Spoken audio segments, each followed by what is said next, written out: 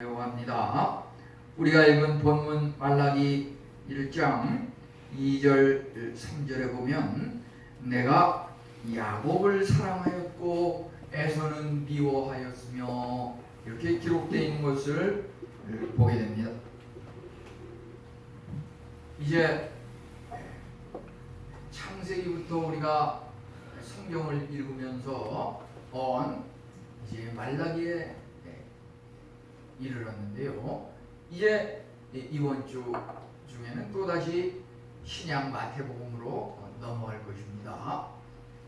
이렇게 성경이 한 구절 한 구절이 의미가 있고 창세기면 창세기, 말라기면 말라기, 마태복음이면 마태복음 그 책 하나하나가 의미가 있는데 각 세부적인 것이 은혜가 있을 뿐만 아니라 또 책과 책 사이에 우리가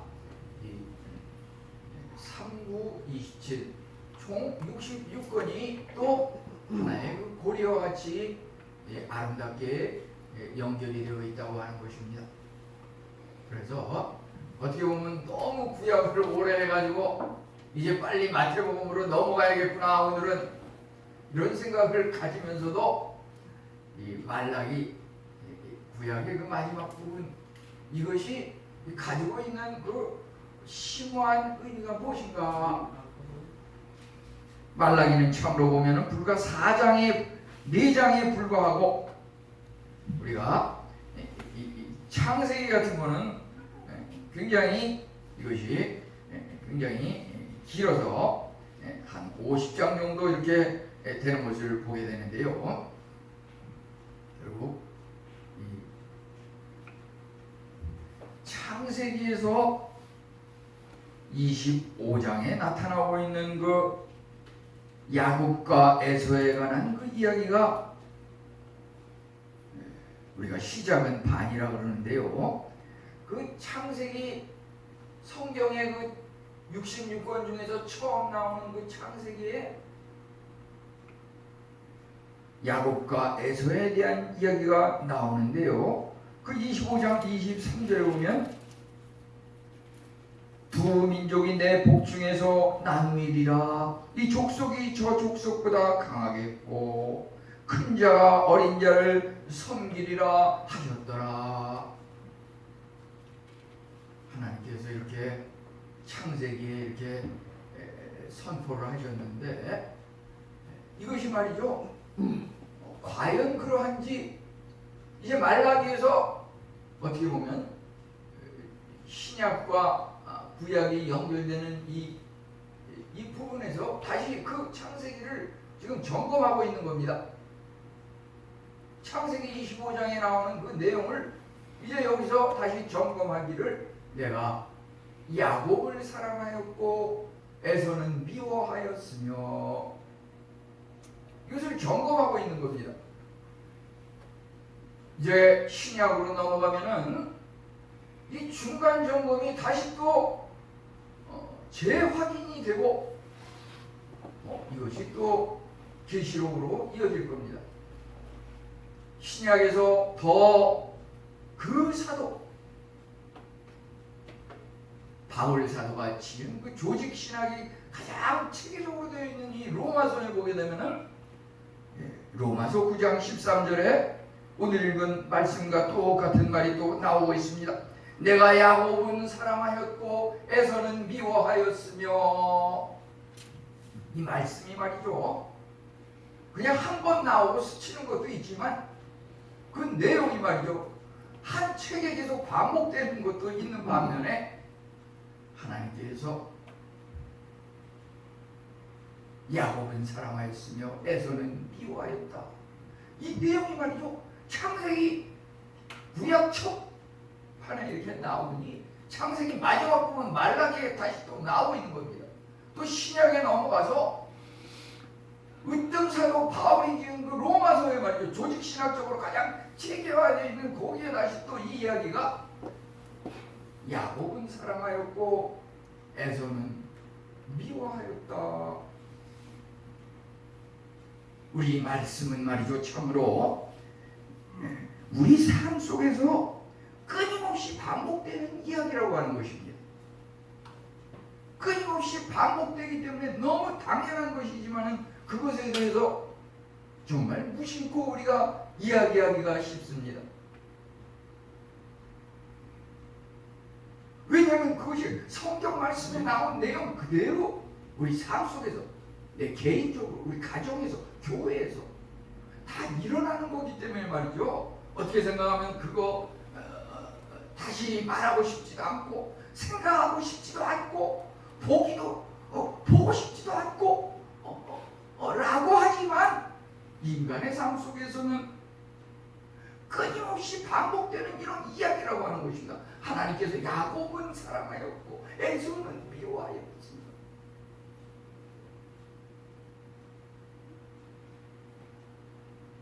되새기고 싶지 않지만 우리 성도는 하나님의 말씀 중에서 어느 구절을 그냥 숨겨놓고 이야기하지 않는다든지 어느 구절을 막 자꾸 반복해서 이야기한다든지 이것은 이단으로 부를 수가 있습니다.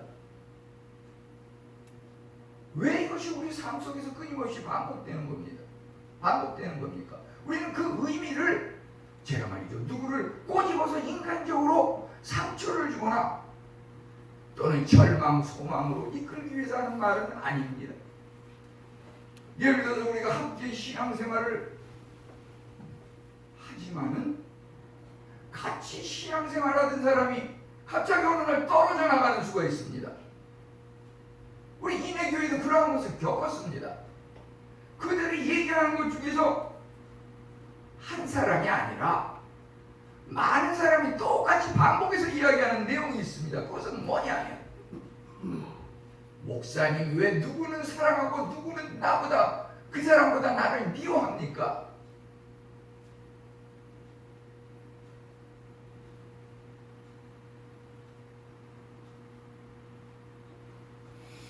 그렇지만 이것은 하나님께서 성경에서 한 번 이야기한 게 아니라 창세기에서도 얘기하고 마지막 말라기에서도 얘기하고 신약에 가서 또 얘기하고 그 의미가 도대체 하나님의 사랑이라고 하는 것이 뭔지 그것을 정확히 알아야겠다고 하는 것입니다. 우리가 예를 들어서 수험생이 또 태원 형제가 안 왔는데요. 입시에서 회사 면접에서 우리가 말이죠. 또는 선을 보는 소개팅 자리에서 또 운동선수가 운동시합을 하는 자리에서 누구는 선택을 받고 누구는 선택받지 못합니다. 예를 들어서 내가 하나님을 믿으니까 이웃을 사랑하고 나는 희생하더라도 이웃이 잘 되는 것을 좋아하니까 나는 그냥 시험 보는 거 그냥 떨어진다. 나 대신 누가 한 명이라도 더 붙이기 위해서. 이것은 어리석은 겁니다. 하나님의 사랑이라고 하는 것은 누구나 다 사랑하지만은 사랑하기 때문에 우리 인간이 눈으로 보기에는 누구는 택하고 누구는 버린다고 하는 것입니다. 버리는 것이 유기라고 하는데 하나님의 사랑은 선택과 유기가 있습니다. 하나님이 우리를 사랑하기 때문에 때로는 내치신다고 하는 것입니다. 이제 오늘 말씀은 이 말라기서는 말이죠.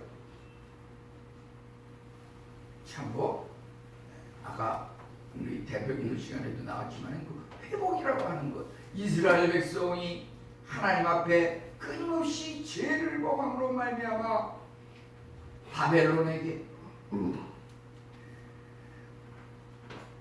메데 바사라고 하는 그 페르시아에게 식민지배를 당하고 회복이 됐다가 또 어려움을 당하고 전쟁에서 패하고 하였지만은 끝에 가서는 그냥 회복이 되고 끝에 가서는 승리하게 되는 그러한 회복의 메시지가 이 말라기서에 담겨 있는 것입니다. 우리 하나님의 선택이 야곱을 사랑하였고 에서는 미워하였으며 왜 하나님은 국가적으로도 대통령이 공정한 사회, 평등한 사회 계속 반복해서 부르짖지만 하나님의 선택은 결코 공정한 것이 아니고 평등한 것이 아닌 그러한 측면이 있다고 하는 것입니다. 물론 그런 복음성에는 보면 공평하신 하나님 이런 가사가 들어가 있는 복음성도 있는데요. 물론 공평하세요. 공평하시지만은 하나님께서 불공평하고 불공정하신 하나님이라고 하는 것입니다. 그 하나님의 양면성을 우리가 알아야 한다고 하는 것입니다. 하나님이 특정한 목적을 위해서 백성을 선택하기도 하고 누구는 떨어뜨리기도 하고 누구는 그대로 유기시킨다고 하는 것입니다. 우리가 함께 일하고 살아가는 이 사회에서도 예를 들어서 우리의 무슨 직속 상관, 우리가 모시고 있는 어떤 국가의 원수, 그 사람이 말이죠, 어떤 측면에서 상식적으로 나보다 못한 그런 사람이 높은 자리에 앉아가지고서 나를 호령하고 부리고 어렵게 하는 그런 경우가 있는 것입니다.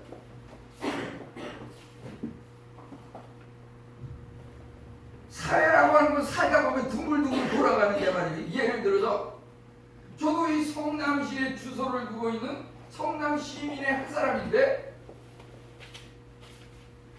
예를 들어서 저보다 학창시절에 후배였던 사람이 성남시 시장으로 지금 재직하고 있습니다. 제가 자랑하려고 그러는 게 아니에요. 저는 성남 시민으로서 그 사람 밑에 이렇게 있는 겁니다.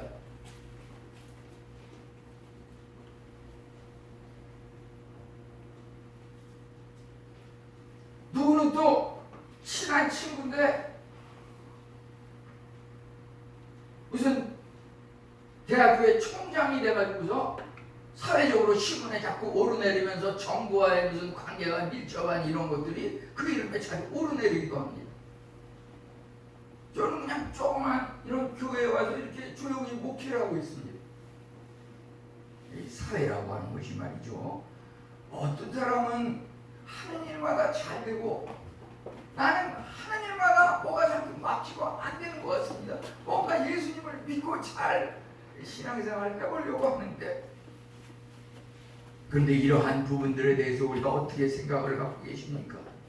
이사야서 29장 16절은 토기장이와 진흙의 비유를 말하고 있습니다. 토기장이를 어떻게 진흙같이 취급하겠느냐? 하나님은 우리를 빚으시는 토기장이고 우리는 하나님으로부터 빚음을 당하는 진흙이라고 하는 것입니다. 그 토기장이신 하나님이 진흙인 우리 인간을 어떻게 빚든 그것에 대해서 이러쿵저러쿵 대꾸할 필요가 없다고 하는 것입니다. 우리는 그저 왜 하나님께서 나를 택하셨는가, 왜 하나님께서 나로 하여금 이런 전염병의 고통 중에서 어려움을 겪게 하시는가, 왜 하나님은 늘 최상의 길로 나를 인도하신다고 하는데 이 순간 나에게 왜 이런 어려움이 있는가, 이러한 부분들에 대해서 우리는 하나님께 질문할 수가 있습니다. 여기 나와 있는 말 그대로입니다. 주께서 어떻게 우리를 사랑하십니까? 주께서 우리를 사랑하신다고 하면은 어떻게 나에게 이런 고난과 어려움과 힘든 상황이 끊임없이 나타나고 있는 겁니까? 우리는 이러한 것들에 대해서 다시 한번 생각해 볼 필요가 있습니다. 그러한 것들 앞에서 우리는 이스라엘이라고 하는 그 나라가 처음부터 선택되고 구별되었다고 하는 것을 염두에 두어야 할 것입니다. 그들이 하나님으로부터 선택되고 구별된 것은 그 자신이 근면하거나 남보다 노력을 많이 하고 선행을 많이 했다 그래서 선택된 것이 아닙니다.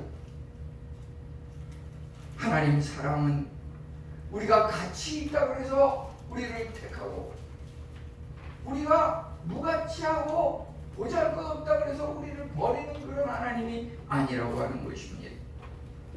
하나님의 뜻이라고 하는 것은 우리 행위로 말미암지 않고 오직 부르시는 이로 말미암아 서게 하신다고 하는 것입니다. 이것이 바로 하나님의 뜻과 절대적 주권이라고 하는 것입니다. 우리가 참으로 하나님에 대해서 깨닫지 못하는 그러한 부분이 혹시 있는가 다시 한번 생각해 볼 필요가 있겠습니다.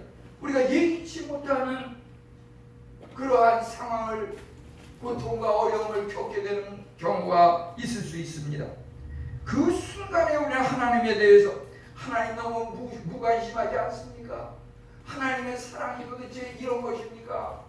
우리는 이렇게 여기 말라기서 질문처럼 똑같은 질문을 우리도 하나님 앞에 할 수가 있을 것입니다.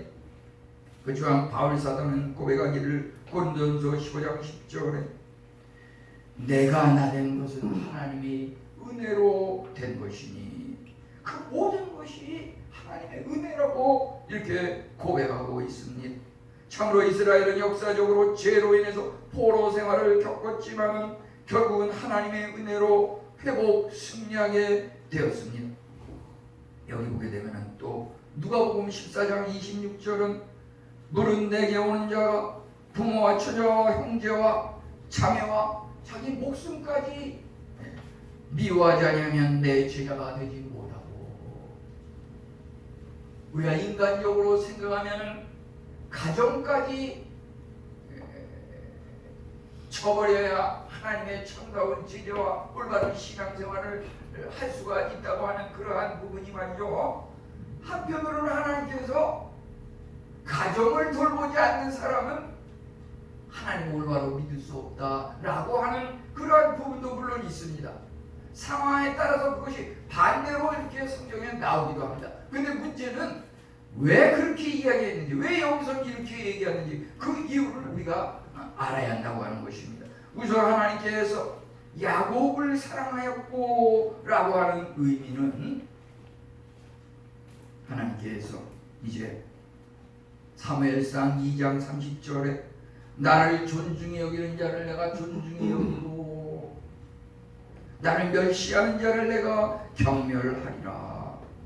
우리가 참으로 하나님을 존경하고 하나님을 진정 우리의 마음과 목숨과 힘과 뜻을 다하여 사랑하는가, 그리하는 사람은 하나님께서 예수님의 십자가 보혈의 그 죽음을 통해서 죽기까지 우리를 용서하시고 사랑하시고 구원의 길로 인도하신다고 하는 약속의 말씀입니다. 하나님께서 선택하셨다고 할 때, 야곱을 사랑하였다고 할 때, 야곱이 어떤 완전한 인격체였고 도덕적으로 완전성을 갖고 있는 그런 사람은 아니었습니다. 야곱은 참으로 속임수에 능한 사람이었습니다. 야곱이라고 하는 그 말뜻 자체가 그 쌍둥이 형제 중에서 에서가 먼저 나오니까 그 에서의 이게 뒤처지지 않으려고 그 에서의 발뒤꿈치를 꽉 붙잡고 이렇게 나오는 것이 동생 야곱인데, 그래서 그 야곱이라고 하는 말 뜻은 발꿈치를 붙잡다 이런 의미가 있고, 또 하나는 속임수에 능한 자라고 하는 그런 뜻이 또 있습니다. 그런데 이만큼 속임수에 능한 사람이 어떻게 하나님의 선택을 받았는가? 우리는 하나님의 선택에 대해서 인간적인 어떤 이성적인 논리로 설명하기 어려운 그런 부분들도 있습니다. 참으로 야곱은 장자권이라고 하는 그 보기에 눈이 멀어가지고 어머니 리브가와 공모를 해서 아버지 이삭과 형 에서를 속이고 그 장자의 명분이라고 하는 그 복을 빼앗았습니다. 속임수를 썼다고 하는 것은 잘못된 것이지만은 그가 하나님의 그 영적인 복, 그것을 갈망하고 그 복을, 하나님이 주시는 그 약속의 말씀의 그 복을 어떻게 쓰는지 내가 누려야 하리라. 그 복을 어떻게든지 차지하기 위해서 형제를 미워하고 부모를 미워하고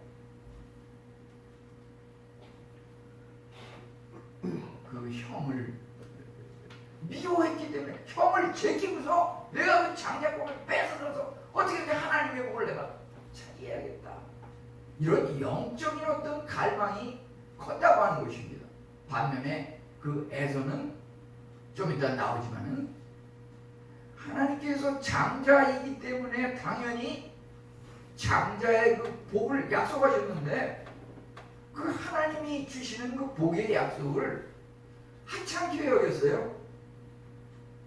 그것이 얼마만큼 엄청난 복인지 앞으로 그 복이 어떻게 쓰일 것인지 전혀 생각도 못하고 당장 눈에 보이는 사냥하러 갔다 와가지고서 몸이 피곤하고 힘들고 허기지니까 그저 그냥 달콤한 팥죽 한 그릇에 그 장자권을 동생 야곱에게 팔았다고 하는 것입니다. 이것을 한마디로 동생 야곱은 하나님을 선택하였고 어떻게 해서든지 모든 것을 다 제쳐놓고 하나님을 선택하였다는 것이고, 형 에서는 반면에 하나님이 주기로 한 그 복조차 하찮게 여기고 내팽개치고 당장 눈에 보이는 그 육의 굶주림, 배고픔, 육신의 그 욕망, 세상을 택했다고 하는 그 엄연한 선택의 기로에서의 차이점이라고 하는 것입니다. 장자의 복이 눈멀어 형을 속일 만큼 하나님의 복을 사모한 이것, 우리가 하나님의 말씀을 사모하고 신앙생활 한다고 하는 것이 믿지 않는 사람들이 생각할 때는 때로는 이해하기 어려운 그러한 부분이 있을 수도 있겠습니다.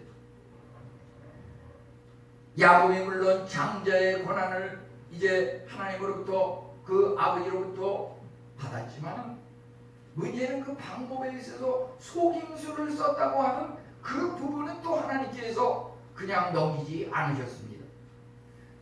그것은 그거대로 죄이기 때문에 하나님께서 그 대가를 치르게 하심으로 야곱이 그 미래가 어떠하였습니까? 궁극에 가서는 그 장자의 복을 누리지만은 그것을 누리기까지 그 과정이라고 하는 것은 속임수를 쓴 것에 상응하는 그 보복을 받았다고 하는 것입니다. 그 일생이 참으로 마지막에 가서는 장자의 복을 누리고 이스라엘 백성의 시조가 되는 그 놀라운 복을 누렸지만은 그 복을 누리기까지의 그 중간 과정이라고 하는 것은 파란만장한 인생을 살았다고 하는 것입니다. 그가 참으로 에서가 나중에 동생에게 속아넘었다는 것을 알고서 장자권을 빼앗겼다는 것을 알고서 어떻게든지 야곱을 갖다가 죽이고 안갚음하려고 하자 이 야곱은 형 에서를 피해서 멀리 도망갔습니다. 외삼촌 라반의 집으로 도망갔습니다.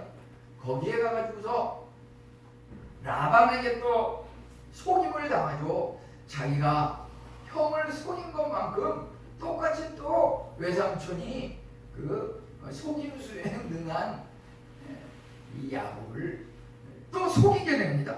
그래서 이 죄는 반드시 대가를 치른다고 하는 것입니다. 그냥 하나님 앞에서 그냥 넘어가는 그 죄는 없는 것입니다. 세세한 부분까지 하나님께서 기억하시고 그것에 대해서 책임을 물으신다고 하는 것입니다. 우리는 이러한 것들에 대해서 순간의 선택이 영혼을 좌우한다, 이러한 말을 한번 되새길 필요가 있다고 생각합니다. 우리가 참으로 즉흥적인 어떤 충동적인 그러한 소망 앞에서 어떤 것을 택하느냐에 따라서 당장은 그것이 얼마만큼 엄청난 일인지 눈에 보이지는 않지만 순간의 선택이 얼마만큼 중요한지요. 야곱은 장자의 명분이라고 하는 그 특권, 형이 약속받은 그 특권을 깊이 사모하고 갈망함으로 하나님의 그 약속 장자의 복을 어떻게 해서든지 내가 받아야겠다. 하나님을 선택했습니다. 속임수로 인해서 어떤 그 죄값의 대가를 치르는 한이 있어도 하나님의 그 복을 내가 받아야겠다. 반면에 에서 그 형은 자기에게 이미 약속되고 주어진 그 장자의 복을 내팽개치고 눈에 보이는 육신의 어떤 굶주린 피로 때문에 달콤한 그 팥죽 하나에 장자권을 팔아넘기는 별거 아니고 대수롭지 않은 것 같았지만은 그것이 얼마만큼 나중에 가서 큰 일로 서로 갈라지게 됐는지 우리는 성경 전체를 통해서 발견할 수가 있는 것입니다. 이 말라기 선지자 그의 머릿속에는 참으로 이스라엘 백성들이 포로 생활에서 회복되고 국가로서 회복되고 하나님의 사랑이 어떻게 승리하는지 이것을 염두에 두고 구약을 아름답게 마무리하려고 이것을 기록하고 있는 것을 보게 됩니다. 그것은 참으로 야곱이 이스라엘이라는 호칭을 받고 12명의 아들을 낳아서 12지파로 나눠지면서 이스라엘을 국가를 세우는 조상 시조로서 이렇게 쓰임받았고 이제 기독교는 참으로 일 개인의 그 장자권의 복을 이제 국가적인 구원과 회복이라는 것으로 나아가고 온 인류와 세계에 예수 그리스도를 통한 구원과 영생의 복음으로 확장되는 그 놀라운 증거와 복을 우리는 성경의 역사를 통해서 보게 됩니다. 이제서는 미워하였으며 이것은 무엇입니까? 하나님께서 누구를 미워하실 수 있습니까? 이 의미는 감정적인 차원에서의 미움이라기보다 야곱을 사랑한 그 사랑에 비해서 비교적으로 조금 덜 사랑했다 이런 의미가 있는 겁니다. 미워했다고 하는 것은 야곱을 좀 더 사랑했다. 하나님의 사랑은 어찌 보면 편애라고 하는 것이 있습니다. 편애.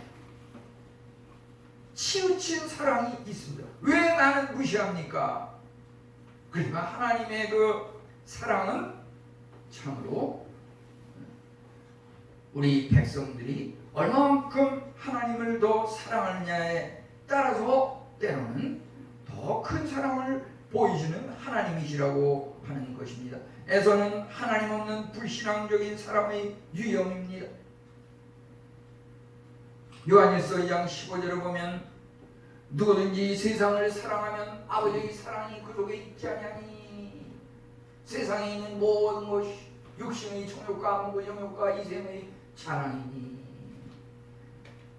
이 에서도 결국은 자기 육신의 어떤 탐욕 음식에 도취가 돼가지고서 하나님의 그 영적인 복을 갖다가 잃어버리고 뺏기고 포기했다고 하는 것입니다. 이제 그 에돔은 참으로 에서는 그 피부가 붉은색이었을 뿐만 아니라 붉은 팥죽을 눈앞에 보고서 아주 그 식욕이 살아나면서 얼굴이 뻘개져가지고서 식욕을 탐하였기 때문에 이중적인 그 붉은 그러한 의미를 지닌 이 에돔이라고 하는 그 말의 의미가 붉다, 붉은 색이다 이런 의미가 있는데요. 그래서 그 에서의 그 별명이 에돔이 되었습니다. 그래서 나중에 그 에서를 통해서 그 후손이 에돔 족속이 되었는데요. 에돔이라고 하는 나라가 가만히 보게 되면은 결국은 이삭의 아들로서 야곱과 에서가 똑같이 형제로 같은 혈통 아버지 조상에서 나왔지만은 그 결과를 보게 되면은 하나님을 택한 야곱은 나중에 12아들을 낳아서 12종족을 통해서 이스라엘의 그 시조가 된 반면에 에돔은 나중에 이스라엘이 광야 생활에서 지름길을 통해서 이렇게 빨리 광야의 길을 거쳐서 가나안으로 가려고 할 때 그 길을 막아가지고서 에돔 왕이 이스라엘 백성이 그곳으로 에돔 땅을 통과하지 못하도록 막은 그러한 일이 한번 있었고, 나중에 가서 결과적으로 야곱에게는 아버지 이삭이 장자의 그 복을 준 반면에 에서에게는 소유권과 재산을 이렇게 물려준 것을 보게 되는데요. 결국 에서는 그 에돔이라고 하는 그 종족을 이루면서 부와 재산을 어떻게 해서든지 보존하려고 하고, 나중에 가서 산간지역 요새를 그들의 거처로 하면서 그곳에 살면은 안전하겠거니 하고 그곳에 오랫동안 이렇게 부와 재산을 누리면서 살았지만은 궁극에 가서는 그들이 가나안 땅 시온성 그곳에 들어가지 못하고 스스로 자기네들끼리 자멸하게 되는 그러한 것을 성경에서 보게 됩니다. 우리는 갑자기 닥치는 그 유혹 앞에 하나님을 선택하느냐 세상을 선택하느냐, 단 한 번의 그 선택의 성패에 의해서 당장은 그것이 별거 아닌 것 같지만 그 자손들에게 또 국가적으로 어마어마한 그러한 일을 초래한다는 것을 우리는 볼 수가 있겠습니다. 야곱은 참으로 하나님의 복을 받고서 이스라엘과 온 유다와 사마리아와 온 인류에게 그리스도의 복음과 복된 소식과 구원을 전파하는 시조가 된 반면에, 같은 아버지 조상 밑에서 태어난 에서는 하나님을 버리고 세상을 선택함으로 그 민족이 최후의 영생에 이르지 못하고 멸망하였다고 하는 이러한 기록을 통해서 우리가 무엇을 보게 됩니까? 우리가 하나님을 믿는다고 하는 것이 내 부모를 잘 만나서, 내 부모가 신앙생활하는 목회자 집안이니까, 장로님 안수 집사님이니까 우리 가족 식구들 모두 그냥 대충 믿어서 복 받겠거니 구원 받겠거니 천국에 가겠거니, 그게 아니라고 하는 것입니다. 이 구원이라고 하는 것은 개개인의 문제고, 내가 하나님을 믿느냐 믿지 아니하느냐에 따라서 당장은 별거 아닌 것 같지만 그 순간의 선택이 장차 10년 20년 후, 또 내가 죽고 나서 내 자손들이 이 세상에 살아갈 때에 어마어마한 그런 차이가 임한다고 하는 것입니다. 야곱은 참으로 복의 복을 누리고 그 자손들이 이스라엘 민족의 시조가 되었고, 그 자손들 중에서 요셉과 같은 그런 이스라엘 백성과 애국까지도 구원하는 그런 총리에 이르지 않았습니까? 에돔은 참으로 똑같은 그런 형제이면서도 자기 동생은 이렇게 하나님을 잘 선택하고 믿어서 복의 복을 누리는데, 형으로서 믿음의 형이 되지 못하고 순간의 욕망과 육신의 정욕을 따름으로 말미암아 그 미래가 참으로 비참한 멸망의 자리에 들어서는 것을 보게 됩니다. 우리는 참으로 내 자신이 잘 믿을 뿐만 아니라 우리 자손들이 믿음 생활 잘함으로 하나님께서 약속하신 천대까지 이르러 복을 누리는 그 같은 은혜를 받아야 할 것입니다. 우리는 참으로 큰 꿈을 펼쳐야 할 것입니다. 야곱은 그 꿈이 어떻게 해서든지 하나님께서 약속하신 그 복을 누리리라.